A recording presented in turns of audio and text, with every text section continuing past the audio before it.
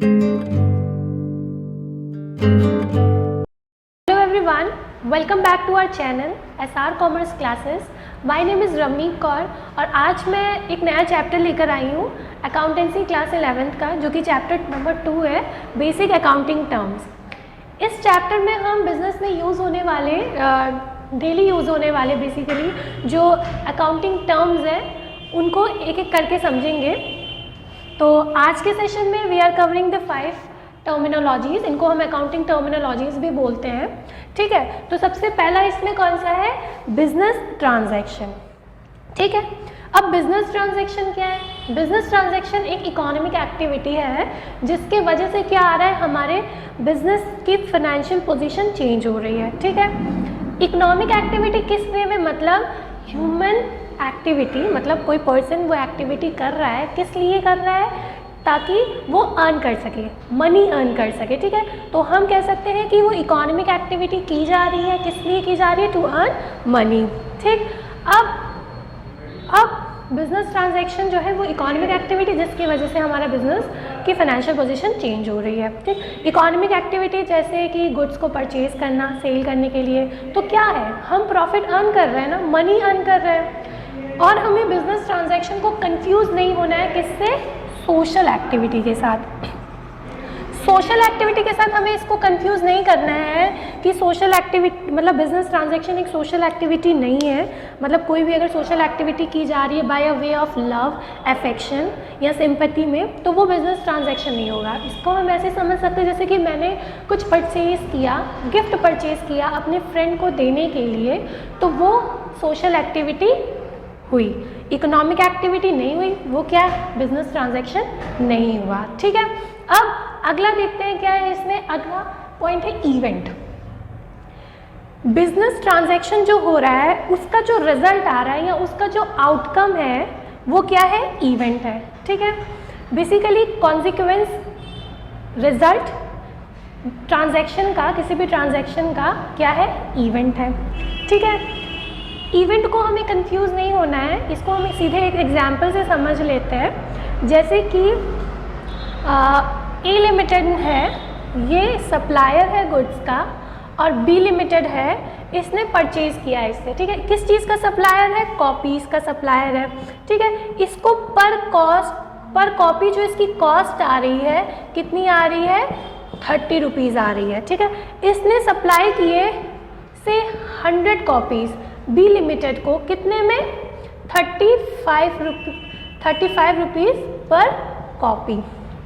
ठीक, अब इस केस में जो कि हमारा स्टॉक का रिडक्शन हो रहा है और जो प्रॉफिट अर्न किया जा रहा है, ये क्या है हमारा?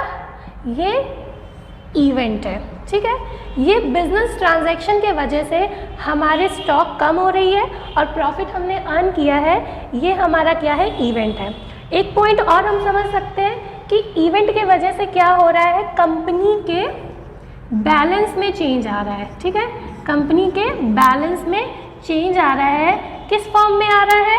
या तो एसेट्स हमारी बढ़ रही हैं, या तो घट रही हैं, या लाइबिलिटीज़ में चेंज आ रहा है इन द फॉर्म ऑफ कि वो बढ़ रही है या घट रही है। ठीक है, उसके बाद थर्ड पॉइंट इसमें, थर्ड क्या है हमारा? अकाउंट है।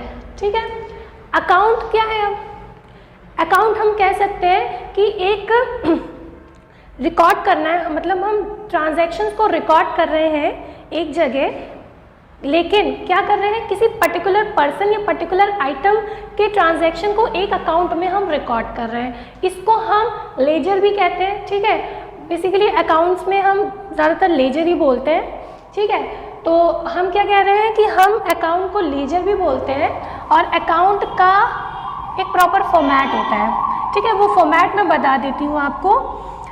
अकाउंट का या लेजर का जो फॉर्मेट होता है उसको हम टी शेप्ड बोलते हैं। ठीक है, एक साइड इसमें डेबिट साइड होता है, एक क्रेडिट साइड होता है। मतलब लेफ्ट साइड जो है हमारा वो डेबिट साइड होता है, और जो राइट साइड है हमारा वो क्रेडिट साइड होता है। जो एक पर्टिकुलर पर्सन या एक पर्टिकुलर आइटम से रिलेटेड जितने भी ट्रांजैक्शन होंगे वो एक अकाउंट में आएगा। ठीक है, जैसे कि एग्जांपल कह सकते हैं, हम अगर कैश अकाउंट बना रहे हैं तो कैश का एक लेजर हो गया, ठीक है। परचेज से रिलेटेड जितने भी ट्रांजैक्शन है वो परचेज अकाउंट हो जाएगा। या मैं प्रॉपराइटर हूँ, मेरा अकाउंट अगर बन रहा है, रमनीक अकाउंट कह लीजिए, तो वो एक अकाउंट होगा, वो एक लेजर होगा। ठीक, अब अगला आता है कैपिटल। कैपिटल क्या है? कैपिटल हम कह सकते हैं कि एनी अमाउंट, मतलब कोई भी अमाउंट जो कि इन्वेस्ट किया जा रहा है किसमें?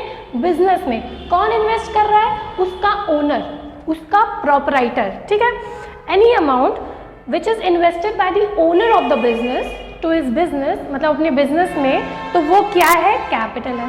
अब वो कैपिटल किसी भी फॉर्म में ला सकता है, मतलब कैसे? या तो वो कैश के फॉर्म में ला रहा है, या गुड्स के फॉर्म में ला रहा है, या एसेट्स के फॉर्म में ला रहा है। ठीक है, जो हमारी बुक्स ऑफ अकाउंट है उसमें हम क्या करते हैं? हम कैपिटल को लाइबिलिटी ट्रीट करते हैं। ठीक है, इसीलिए हम इसको बैलेंस शीट में लाइबिलिटी साइड शो करते हैं अंडर द हेडिंग कैपिटल। इसको हम नेटवर्थ भी बोलते हैं, मतलब कैपिटल को नेटवर्थ भी बोलते हैं।